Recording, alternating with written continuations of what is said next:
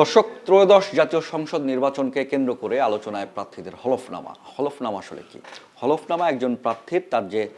ব্যক্তিগত তথ্যের বিবরণী, তার আয়ের বিবরণী এবং সেই সাথে তার যে সম্পদ রয়েছে সেই সম্পদের বিবরণী। এখন প্রশ্ন হলো গিয়ে যে একজন প্রার্থীর হলফনামা আপনারা কিভাবে দেখবেন, কোন ওয়েবসাইট থেকে দেখবেন? দর্শক, যেটি করতে হবে শুরুতে যে গুগলে গিয়ে ইলেকশন কমিশন নামে সার্চ দেওয়ার পর প্রথমে যে অপশনটি দেখাচ্ছে বাংলাদেশ ইলেকশন কমিশন, এতে ক্লিক করবার পর আমরা যদি দেখা একটু সাইড মেনু যেটি রয়েছে সেখানে যাওয়ার পর হলফনামা অপশনটিতে আপনাদের ক্লিক করতে হবে এবং এরপরে জাতীয় সংসদ নির্বাচনে ক্লিক করবেন এবং তারপরে ত্রয়োদশ জাতীয় সংসদ নির্বাচনের যে হলফনামা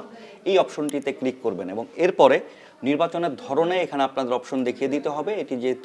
যেহেতু জাতীয় সংসদ নির্বাচন, এখানে ক্লিক করে সিলেকশন করবেন। এরপর নির্বাচনের নাম ত্রয়োদশ জাতীয় সংসদ নির্বাচন। প্রার্থীর ধরনের কথা যদি একটু বলি যে কোন ধরনের প্রার্থী, সেই ক্ষেত্রে অবশ্যই সংসদ সদস্য এবং এরপরে আপনি কোন জেলার খুঁজছেন। যদি আমরা উদাহরণের জন্য বলি যে শুরুতে যেটি রয়েছে ঝালকাঠি, আপনি যদি সেই জেলার ভোটার হয়ে থাকেন সেই জেলায় ঢুকবেন এবং আরেকটু বলে রাখি যে এখানে সকল ধরনের আসলে সবকটি জেলার এখানে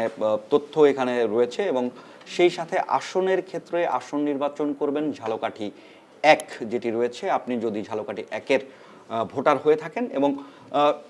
এই অপশনগুলো সিলেকশন করার পর আপনার অনুসন্ধানে ঢুকতে হবে। অনুসন্ধানে ঢুকবার পর আপনারা দেখছেন এখানে ঝালকাঠি 1-এ যারা আসলে দাঁড়িয়েছেন মনোনীত হয়েছেন সকল প্রার্থীর তালিকা এখানে রয়েছে এবং এখানে যদি আমরা বলি, আমরা যদি একটু দেখাই যে বিএনপির প্রার্থী হিসাবে রয়েছেন রফিকুল ইসলাম জামাল। আমরা যদি তার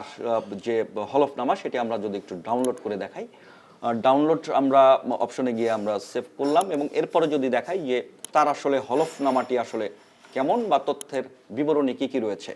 শুরুতে যেটি রয়েছে তার যে ব্যক্তিগত তথ্য, সেই ব্যক্তিগত তথ্যগুলো এখানে রয়েছে এবং এরপরে দেখতে পাচ্ছেন যে তার মাতার নাম, তার পিতার নাম, তার স্ত্রীর নাম, বর্তমান ঠিকানা, স্থায়ী ঠিকানা এবং সেই সাথে তিনি দ্বৈত নাগরিক কিনা